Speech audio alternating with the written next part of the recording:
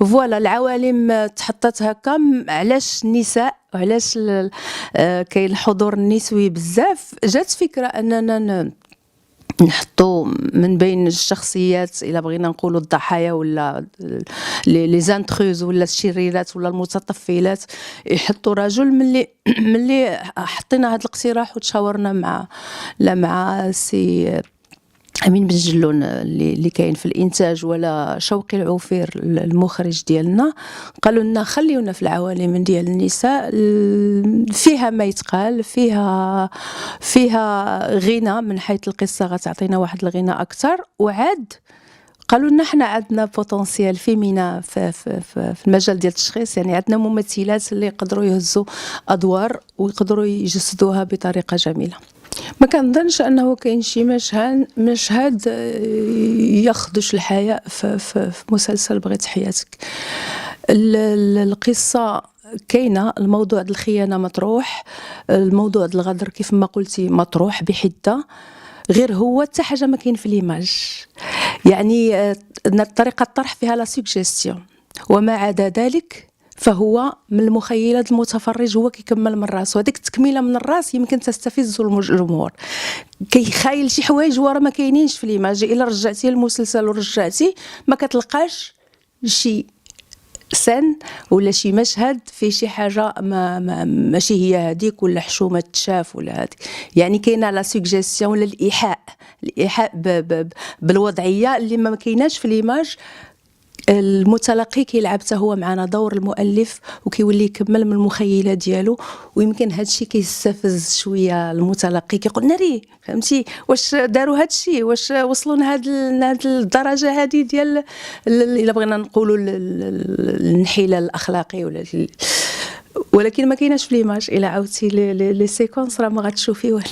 كل محطه في كل مشروع كنحطوا راسنا على المحك، ما كنتساهلوش مع راسنا، ما كنقولش وهذا بروجي يلاه نعاودوا قصص وصافي، ومهم طلعي سيناريو وديري هذا تزوج بهذيك لا، دائما كنحطوا راسنا في المحك ديال ودابا شنو غادي نعاودوا للمتفرج المغربي. ما خصناش نتفلاو على عباد الله، ما خصناش نستخفوا بالذكاء ديال المتلقي المغربي. المشاهد المغربي عنده واحد درجه كبيره ديال الوعي، ديال انه ولا انتيليجون، ولا عنده تطلعات انه يشوف محسن وسورتو يشوف منتوج مغربي كيهضر باللهجه المغربيه، الشخصيات نابعه من المجتمع اللي كيعيش فيه، ولكن الاسلوب والتناول وحتى المواضيع يكون فيها واحد النوع ديال التجديد، نوع ديال انه كيخاطب واحد الذكاء ديال المتلقي اللي يمكن هذا الشيء يمكن اللي كنوضعوا في راسنا فيه، اننا ما كنتساهلوش مع راسنا، ما كنكونوش ظريفين مع راسنا وحنا كنخدموا، كنقصحوا على راسنا الخدمه باش جوستومون نوصلوا للنتائج اللي الناس يرضوا عليها.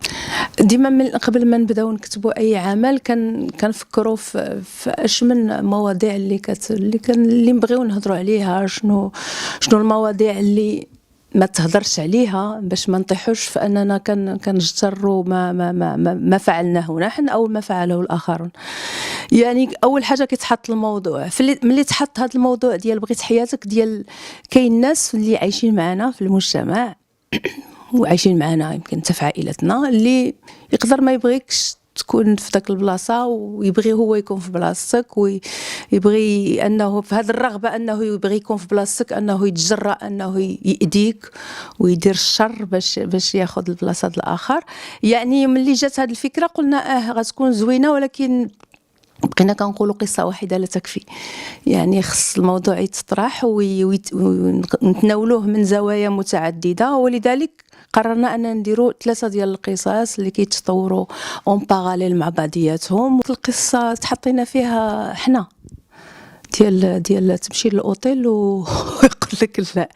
كنا في جوله مسرحيه في المغرب كامل، وفي المحطه ديال الدار البيضاء ملي وصلنا لكازا كنا انا وساميه والمجموعه اللي كترافقنا من المجموعه المسرحيه.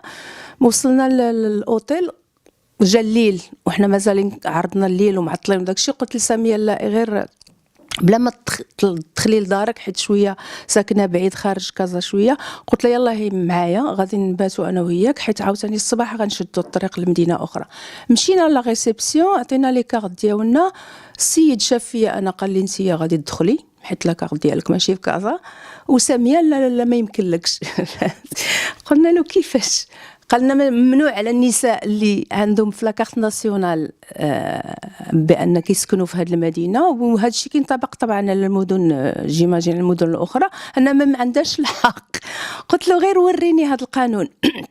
قلت له اعطيني قانون، اعطيني واش هادشي مكتوب في شي بلاصه، اعطيني قانون نقراه، وإلا كان مكتوب اصلا زعما في الدستور المغربي على راسي وعينيا. قال لي ما كايناش، هذه بحال الا بغيتي تقول عرف ولا واحد السيركولير دوروه بيناتهم الناس ديال الفنادق، ولاو كيمنعوا النساء اللي عندهم الاقامه في نفس المدينه انهم يدخلوا ينعسوا في الاوتيلات. ولقينا هادشي ما فيش اون لوجيك. وإلا كان شي مرأة تحطت في شي موقف مسكينه، لقات راسها في الزنقه لظروف ما، فين غتمشي فين غتبات؟ هذيك الساعه توترنا بزاف انا ساميه. وقالت لي ساميه صافي انا غنطلع لداري. قلت لها حتى انا ما غادي ندخلش لهذا الاوتيل، انا ما كيشرفنيش ندخل المؤسسه اللي بهذا التسيب كتوضع قانون وكتابليكيه على المواطنات. كو كان راجل غيدخل، كو كانت امراه لا، وهذا الشيء كيزيد يجهل وكيزيد يعصب. وصافي مشات هذه القصه ونسيناها.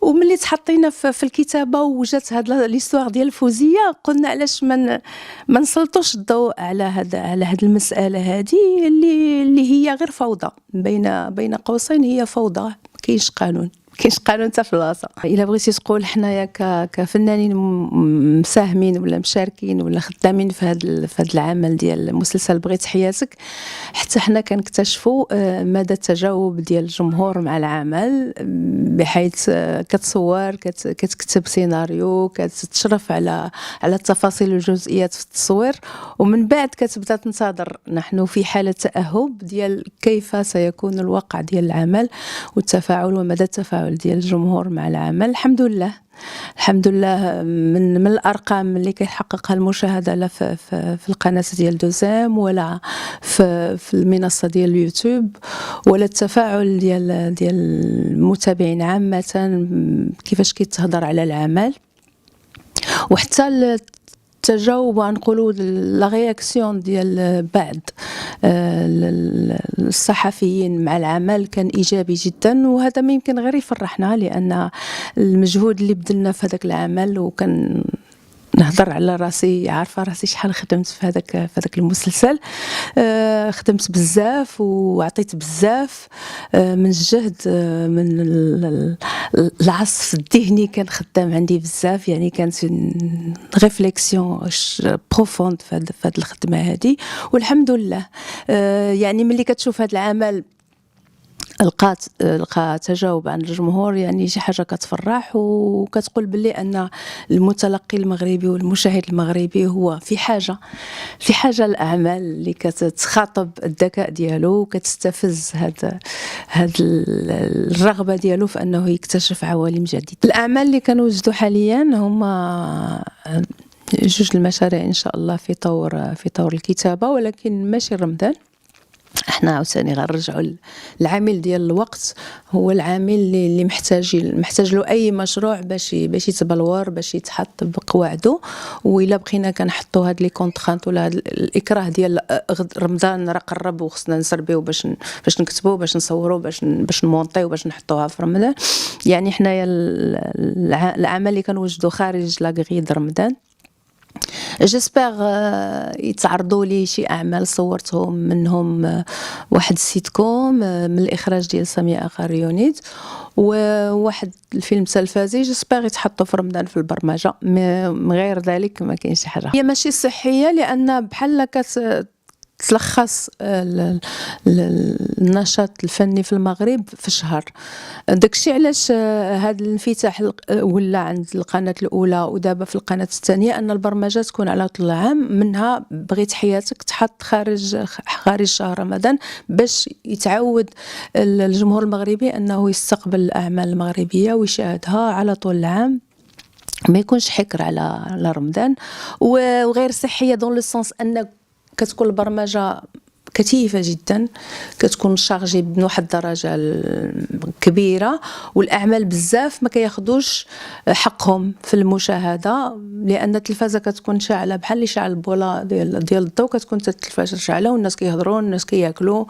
يعني الاعمال واش كتشاف بصح ما نعرف، يقدر يكون عمل جوج من بعد راه التلفازه غير شاعله بحال شي فيوز وصافي. بغيت غير نشكر قبل ما ندوز لهاد بغيت غير نشكر الطاقم ديال العمل كامل، واهمهم جواد الحلو السيناريست، سامية أقريو في السيناريو، وشوقي العوفير والانتاج اللي كان هاد الناس هادو، امين بن جلون، شوقي العوفير، جواد الحلو، سامية أقريو، وانا اللي معاكم، هما الناس اللي وقفوا متجندين باش يكون هاد العمل. بغيت تحياتك بهذا المستوى هذا. بغيت نغتنم فرصة نحل هذا القوس باش نشكرهم. المنتخب المغربي بعدا حببني في الكرة، انا ما كنتش كنتفرج في الكرة وملي كيوصل شي ماتش في اي بطولة من البطولات السابقة فيها المنتخب المغربي كيروبريزونتي المغرب، انا كنخاف نتفرج. وهذا العام حاولت انني نتفرج، واخا داكشي كان مؤلم كيقصح والخلعة كانت بزاف، مي بغيت بحال المغاربه كاملين نشكرهم واحد فرد على راسهم المدرب طبعا الركراكي، وليد الركراكي. بغيت نقول لهم شكرا، الله يرضى عليكم، بعتوا الصوره ديال المغرب في احلى صوره، عرفتوا بلادنا باحسن طريقه. جيسبر يا ربي يزيدوا مازال يحققوا انجازات اخرى. جيسبر تسلط الضوء على الدور ديال الرياضه والفن في التسويق للصورة ديال أي بلد، ونلقاو بحال اللي كان عويطة، نوى المتوكل، نزهة بدوان، يعني حتى يعني الرياضات الأخرى حتى هما يحققوا إشعاع، حيت بحال ولينا كنهضروا على الفوت ونسينا بلي أن كاين رياضات أخرى حتى هما نقدروا نحققوا بهم إنجازات إن شاء الله دولية.